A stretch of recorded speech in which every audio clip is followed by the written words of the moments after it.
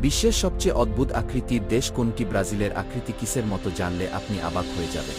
সপ্তম স্থানে আছে আর্জেন্টিনা। আর্জেন্টিনা দেখতে কিছুটা গাজরের মতো, দেশটির আঁকাবাঁকা আকৃতির জন্য এমনটা মনে হয়।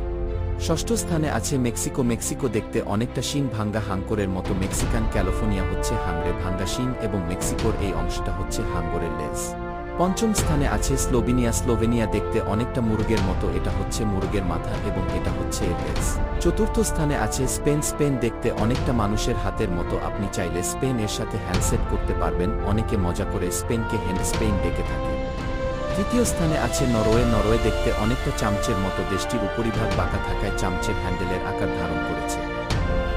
দ্বিতীয় স্থানে আছে রোমানিয়া। রোমানিয়া দেখতে অনেকটা রূপচাঁদা মাছের মতো, মাছের লেজের মতো এই অংশটা মাছকে জীবন্ত করে তুলেছে।